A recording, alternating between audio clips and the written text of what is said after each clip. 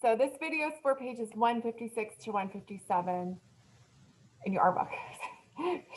Make sure you have your art book ready. And let me share my screen. So make sure you have a pencil, art book, and open to those 2 pages that you see there. So 156, 157, 3 learning targets. I can analyze what the text clearly says and make inferences about what the text does not clearly say. I can identify important events in a text and cite evidence. I can complete example sentences using academic words and correct grammar. You do have your do now. You can work through this. There's no word bank for this. You're just filling in the blank. So here's your sentence frame and then 2 other questions. Today we'll read some of Shirley Jackson's own thoughts on the reactions readers had to the lottery. Making inferences will help us better understand her feelings about those reactions. You have 2 vocabulary words. So you have based on and current. So you have the definition here. Oh, I've got to underline. So to create, do that real quick. Existing. That way you know what you're filling. I'm sure you could figure out what you're filling in. I like to have the same format. So the present.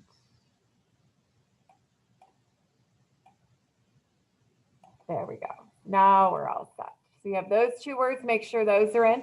I have examples, okay, but make sure you fill in your examples that you have on your page, okay? And then 2 slides for this one.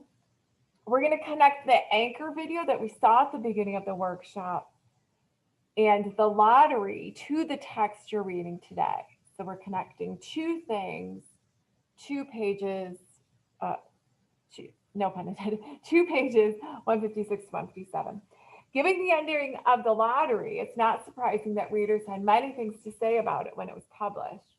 We will read a lecture or talk that Shirley Jackson gave after the lottery was published. As you read, think about the ideas on dystopia we've been discussing. What does it say about society that the events of the lottery are realistic to so many? So I'll do the first read.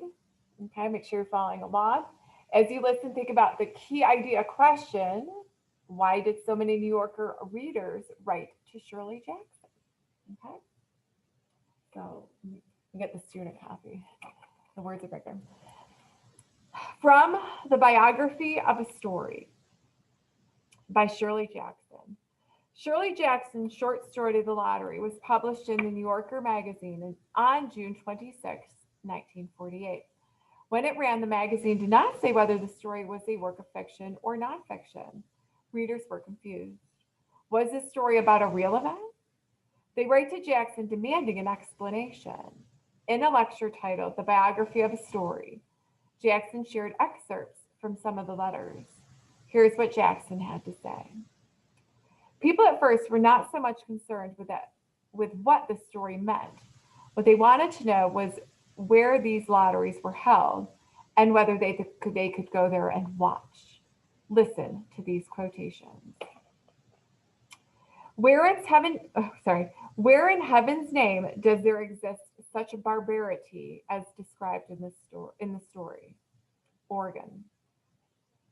In New York, or from someone from New York, do such tribunal rituals still exist? And if so, where? Although we recognize the story to be fiction, is it possible that it is based on fact? Nevada. I am interested in learning if there is any particular source or group of sources of fact or legend on which and from which the story is based. This story has caused me to be particularly disturbed by my lack of knowledge of such rights or lotteries in the United States. Brooklyn, New York. It seems like I remember reading somewhere a long time ago that was the custom in a certain part of France some time ago. However, I've never heard of it being practiced here in the United States. However, would you please inform me where you got your information and whether or not anything of this nature has been perpetrated in modern times? California. Are you describing a current custom? Pennsylvania. So what was Jackson's reaction to the letters? If I thought this was a valid cross-section of the reading public, she said, I would give up. Okay. So now let me go ahead and share and go straight to the ImageMate. Let me get that going.